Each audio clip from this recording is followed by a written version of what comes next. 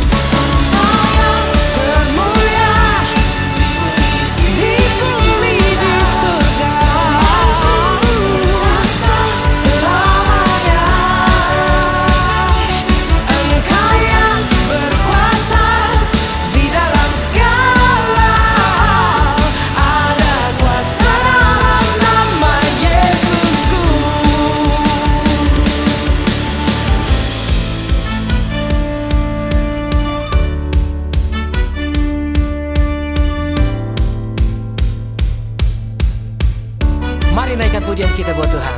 Come on. Nama di atas segala nama, nama yang telah membebaskanku. Everybody sing, come on. Segala kuasaku pada nama itu, Yesus Tuhan segala Tuhan. Nama di atas segala nama, nama yang telah membebaskanku. Segala kuasa tunduk pada Yesus, Yesus segalanya. Engkau yang termulia di bumi di surga, termasyur berkuasa selamanya. Karena Yesus Engkau yang berkuasa di dalam segala, ada kuasa dalam nama Yesusku. Engkau yang termulia di bumi di surga, termasyur berkuasa selamanya. Engkau yang berkuasa di dalam segala, ada kuasa dalam nama Yesusku. Ada kuasa dalam nama Yesusku. Oh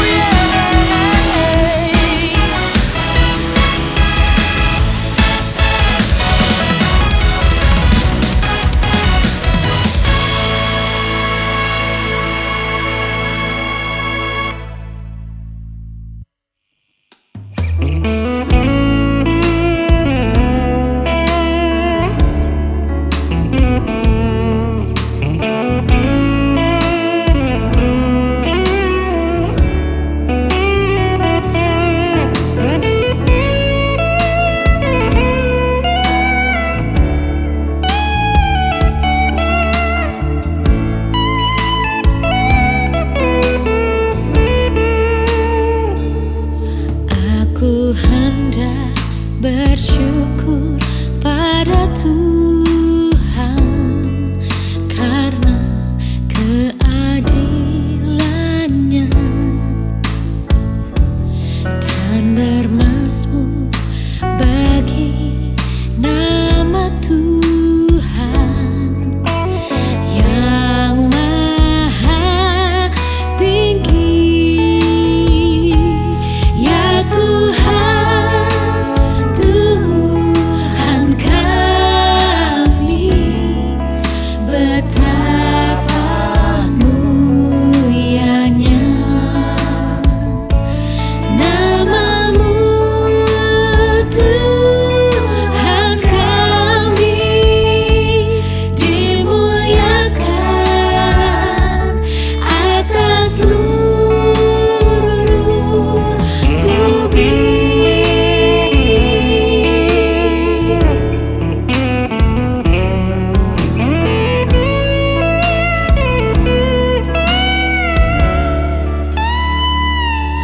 Aku hendak bersyukur pada Tuhan karena keadilannya,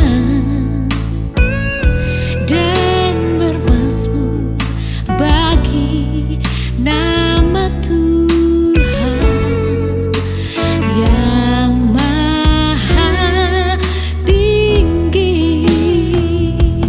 Ya Tuhan, Tuhan kami,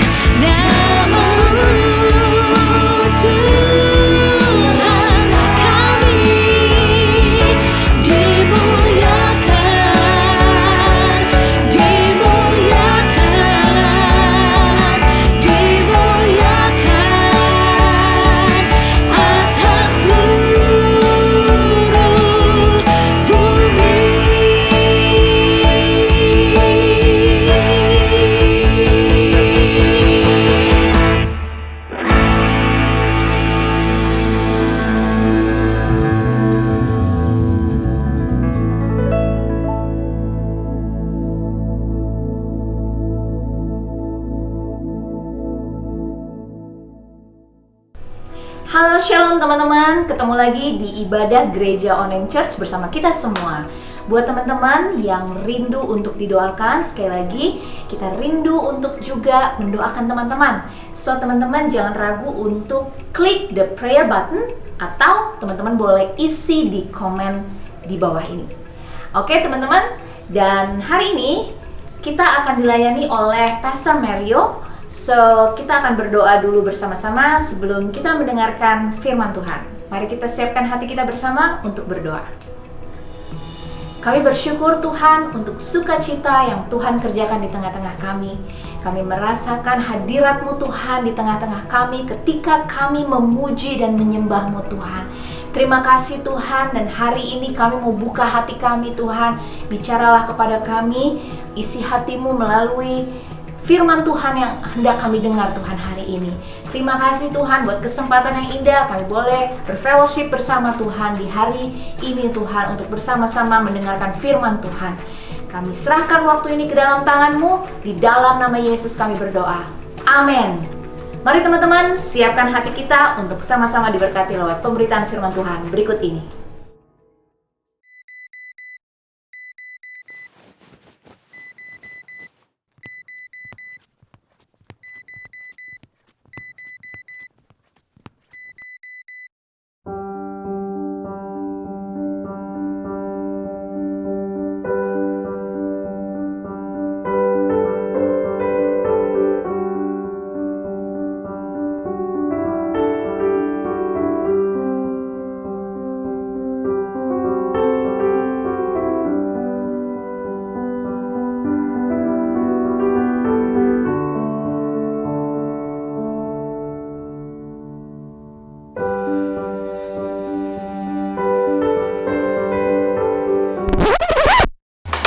Lo pikir Alkitab kan? Kenapa? Karena kebanyakan orang-orang kalau kita lihat di video-video, mau di YouTube atau di stok-stok video yang lain, mereka kan kalau misalnya lo type in Bible reading atau belajar Alkitab, yang kelihatan orang-orangnya kayak gitu, mukanya pada serius, pagi-pagi, ya nggak sih? Ada minuman di depannya, terus ada Bible, terus mukanya begini, biasa begini lah. Bukan serius. Guys, gue cuma mau bilang, walaupun banyak orang belajar Alkitab seperti itu, tapi bukan berarti lo mesti juga kayak begitu. Oke? Terlalu banyak excuses, alasan-alasan orang gak mau belajar Alkitab karena mereka gak suka baca lah, gak bisa bangun pagi lah, ya kan? Nggak bisa fokus baca dari depan sampai belakang, nggak ngerti teologi. Guys, itu semua cuma mitos, itu semua cuma alasan yang dipakai oleh orang-orang karena mereka nggak berani untuk komit mempelajari firman Tuhan setiap hari. Dan hari ini kita mau patahkan, kita hancurkan mitos-mitos tersebut.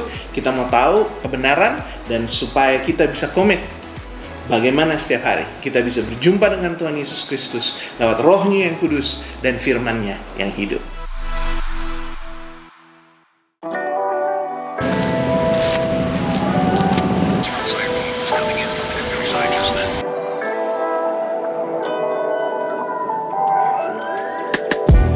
Oke, mitos pertama yang lo udah mesti lupakan mulai hari ini adalah bahwa semua orang mesti baca Alkitab. Itu salah. Semua orang harus belajar Alkitab, bukan baca Alkitab. Kalau lo mau dengerin, lo mau nonton lewat Bible app, lewat YouTube, itu terserah lo. Yang penting tiap hari kita harus mempelajari firman Tuhan di Alkitab. Waktu zamannya rasul-rasul mengajarkan apa yang mereka sudah terima daripada Tuhan Yesus Kristus, mereka itu mengajar secara lisan, secara oral. Mereka itu nggak ditulis. Sampai sebelum mereka meninggal, mereka tulis semuanya, dan mereka juga tulis beberapa surat, dan akhirnya dijadikan sebagai firman Tuhan, dijadikan sebagai Alkitab. Tapi kebanyakan manusia pada zaman itu, mereka semua tuh buta huruf, mereka nggak bisa membaca. Tapi mereka bisa mempelajari firman Tuhan. Mereka berkumpul, mereka berdoa, memuji Tuhan, dan di situ mereka dengarkan firman, dengarkan khotbah dari pengajar-pengajar, dan ada juga yang membacakan firman Tuhan dan menjelaskannya kepada gereja yang sudah siap untuk mempelajari firman Tuhan. Gak cuma tiap hari Minggu, tapi setiap hari.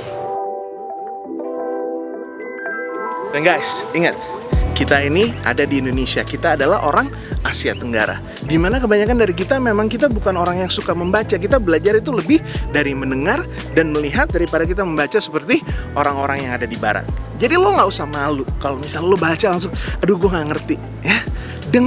Lo dengerin dong dari Bible app, lo dengerin dong dari Sabda, dengerin dari YouTube. Begitu banyak yang bisa lo denger dan lo tonton untuk mempelajari firman Tuhan. Nggak cuma tiap hari Minggu, tapi setiap hari. Jadi mitos, semua orang harus baca Alkitab? Nggak bisa. Semua orang harus belajar Alkitab setiap hari.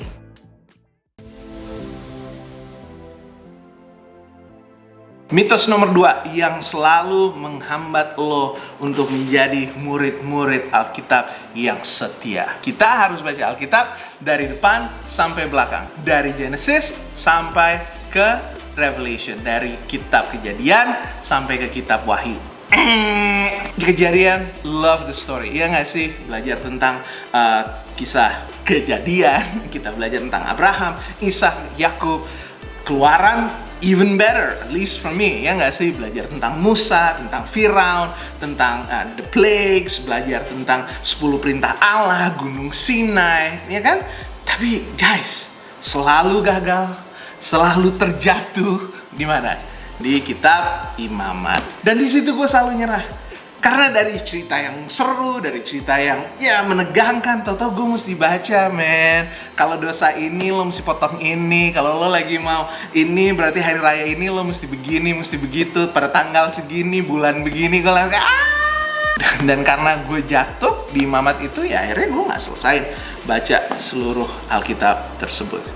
Guys, sekarang kita mau jujur aja deh. Lo sebagai orang Kristen, ya kan? Budak Kristus, murid Kristus, pengikut Kristus. Waktu gue membuka Alkitab, yang paling penting buat gue apa? Gue pengen tahu siapa Tuhan gue, siapa juru selamat gue, siapa itu Yesus orang Nazaret. Nah ya berarti kita mesti mulai dari mana? Dari Genesis? Ya nggak usah dari Kejadian. Kita langsung aja ke ceritanya Tuhan Yesus Kristus yang ditulis di kitab Matius, Markus, Lukas, dan Yohanes. Dan setelah itu kita baca surat-surat dari rasul-rasulnya yang mengajarkan siapa itu Yesus, apa yang sudah dia lakukan di atas kayu salib, apa arti dari kebangkitan, siapa kita di dalam kerajaan Allah, dan tentunya apa yang harus kita lakukan selama kita hidup saling mengasihi satu sama lain di komunitas, di gereja Tuhan yang hidup. Guys, again, kalau lo baca dari depan sampai belakang, lo baca kayak seperti novel, kemungkinan besar lo nggak tahan lama. Karena habis Imamat itu oke, lo lewat Imamat, habis itu apa? Ya kan ada Mazmur, ya mungkin lo suka Mazmur. Gue agak boring sih kalau misalnya terus-terusan ada 150 gitu, Mazmur 1, 2 sampai 150, ya nggak sih? Belum ketemu nabi-nabi kan guys. Mesti baca Yesaya, habis itu Yeremia, habis itu Lamentation, habis itu Ezekiel, buset, banyak banget gitu jebakannya sampai atau sebelum lo berjumpa dengan Yesus Kristus di perjanjian baru. Kalau lo udah jadi orang Kristen lama, 3 tahun, 5 tahun, of course lo mesti udah pernah baca Yesaya, udah mesti pernah baca Amos, udah mesti pernah baca Hosea. Tapi kalau misalnya lo baru mulai, lo nggak usah buka dari ujung halaman pertama, saudara-saudari. Guys, start where you need to start. Mulai di mana lo harus mulai. Mulai dengan Tuhan Yesus Kristus. Mulai dari Matius, Markus, Lukas, Yohanes. Berjumpa dengan Kristus, pasti kita akan selalu semangat untuk belajar firman Tuhan.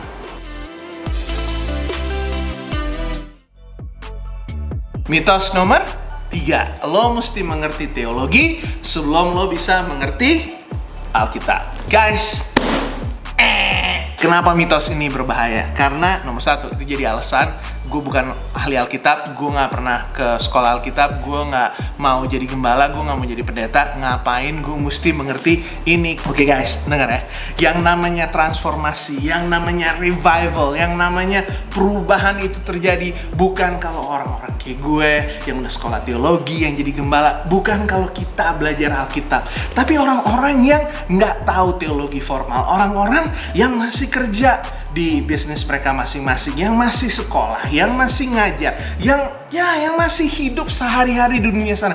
When you guys read this, kalau lo baca itu, walaupun lo nggak ngerti teologi formal, walaupun lo nggak pernah sekolah, tapi kalau lo baca, lo belajar, lo imani, lo lakukan, dan lo ajarin orang-orang di sekeliling lo, di situ bangsa bahkan dunia pun bisa berubah. Guys, lo nggak usah ngerti semua teologi sebelum lo bisa ngerti siapa itu Yesus, apa yang diajarkan, apa yang dia tawarkan. Yang paling penting, lo nggak usah tahu itu semua sebelum lo bisa menerapkan kebenaran ini dan mengubah hidup lo dan hidup orang-orang di sekeliling lo. Lo nggak usah ngerti ini semua. Kalau kita mengerti ini, maka teologi perjanjian baru, ya kan? Teologi justification, kebangkitan, dan semua konsep-konsep yang advance, konsep-konsep yang membingungkan itu lebih gampang dimengerti kalau kita udah punya dasar Alkitab. Yang mau belajar teologi, silakan belajar teologi. Yang mau belajar biblical studies, silakan. Ministry, silakan. Belajar mission, silakan. Tapi jangan jadi alasan. Belum belajar itu, makanya nggak mau belajar ini. Mulai dari sini. Dan semua hal yang Tuhan mau bukakan, Tuhan bisa dan akan bukakan lewat firman-Nya. Dan mitos terakhir yang harus kita hancurkan hari ini. Kita bisa menjadi orang Kristen yang setia walaupun kita tidak setia mempelajari firman Tuhan. Kita bisa menjadi orang Kristen yang setia walaupun kita tidak mempelajari firman Tuhan secara setia. Come on guys, yang bener aja lo. Gimana lo mau mengikuti Yesus kalau lo gak kenal Yesus? How can you say, aku cinta Yesus, I love you Jesus, I love you Jesus, kalau lo gak tahu dia itu siapa, lo gak tahu Bapaknya kayak gimana, lo gak tahu perintahnya. Dan bagaimana lo bisa menjadi pengikut Kristus di dunia yang begitu bejat ini kalau lo gak tahu buku manualnya tuh bilang apa sih, buku panduannya tuh bilang apa? Gak bisa. Guys, I know it's hard, I know it's difficult, tapi lo mesti setia baca ini. Kenapa? Ini ya, setiap kali lo keluar dan lo mau bertumbuh di dalam Kristus, lo bilang lo mau setia di dalam kerajaan Allah, itu yang namanya si jahat, yang namanya setan, itu gak senang. Dan dia akan melakukan segala sesuatunya lewat kebohongannya, lewat intimidasi, lewat kondemnisasi. Dia itu mau menuduh, ya, merusak kehidupan lo lewat kebohongannya dia. Dan lo cuma bisa balas bukan dengan pemikiran lo, bukan lewat kebijaksanaan lo cuma bisa balas dengan apa? Dengan kebenaran yang lo terima lewat Roh Kudus dan juga lewat firman Tuhan yang hidup. Guys, come on. Yang namanya si jahat, dia pengen keluarga lo hancur, dia pengen supaya karir lo berantakan, dia pengen supaya kehidupan keluarga lo itu hancur-hancuran. Dan yang lo harus punya dan yang harus lo tetap lo pertahankan adalah pengetahuan yang benar akan firman Tuhan. Karena dari situ engkau mengenal Kristus, dari situ engkau mendengar suara yang dahsyat daripada Roh Kudus, dan segala sesuatunya itu akan menjadi baik. Tapi lo harus mulai dengan kesetiaan untuk mau mempelajari firman Tuhan. Dan ini janji gue pada hari ini. Kalau lo nggak pernah cari-cari alasan, gue orangnya nggak suka baca, gue nggak bisa, gue waktu itu udah coba dari ujung sampai ujung, tapi gue nggak bisa di kitab-kitab tertentu, gue nggak pernah belajar teologi. Kalau lo lepasin semua mitos tersebut, kalau lo lepasin semua alasan-alasan tersebut, dan lo setia tiap hari, gue mau ketemu Tuhan, gue mau dengar daripada Tuhan, gue mau terima sesuatu daripada Tuhan.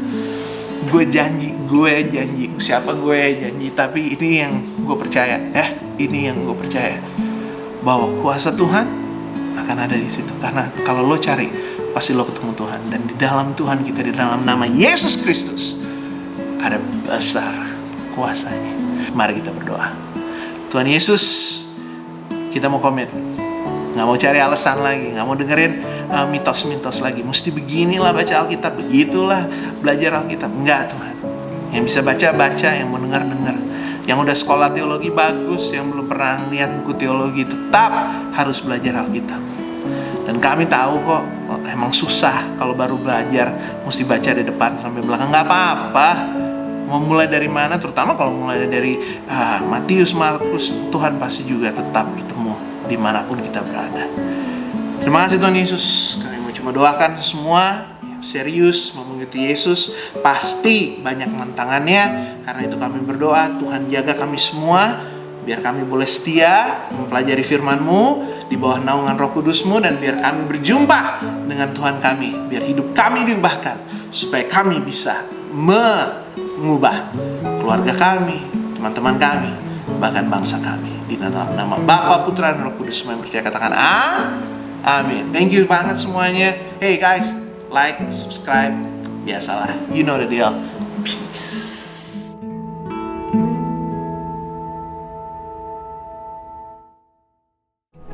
Selamat hari Minggu semuanya. Buat teman-teman yang merasa diberkati lewat pelayanan kami hari ini, teman-teman boleh juga ambil bagian untuk jadi berkat. Bisa transfer di rekening di bawah ini.